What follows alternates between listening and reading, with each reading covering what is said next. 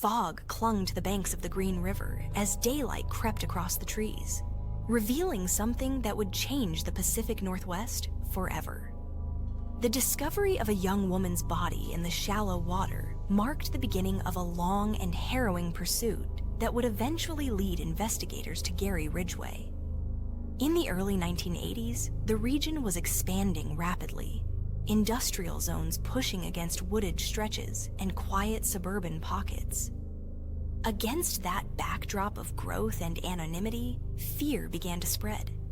The victims were often young women living on the margins, some last seen along stretches of highway or near truck stops. Patrol officers and detectives waded into the cold current, documenting every footprint in the mud and every scrap of fabric clinging to branches. The river moved slowly, indifferent, carrying away fragments of evidence and leaving behind more questions than answers. Each new discovery deepened the sense that something methodical and remorseless was at work, a pattern hidden beneath the ordinary rhythm of daily life. The community would soon realize that these were not isolated tragedies, but pieces of a single, chilling puzzle. The first responders faced a grim and repetitive ritual. When another body surfaced, they secured the area with yellow tape and waited for forensic technicians to arrive. The air smelled of wet earth and decay. The sound of water against stones filled the silence as investigators photographed the scene.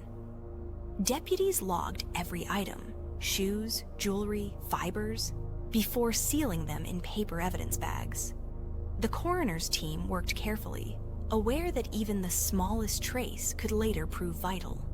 Locals watched from a distance, whispering among themselves, their expressions caught between disbelief and dread. At night, floodlights illuminated the riverbank as search teams combed through reeds and driftwood. Reporters gathered nearby, their cameras trained on the dark water. Early police briefings offered little clarity, only the assurance that detectives were following leads. Behind the scenes, task force members compared notes from missing person reports, trying to connect names and dates. The pattern was unmistakable. Women disappearing within a narrow radius, often near the same stretch of road,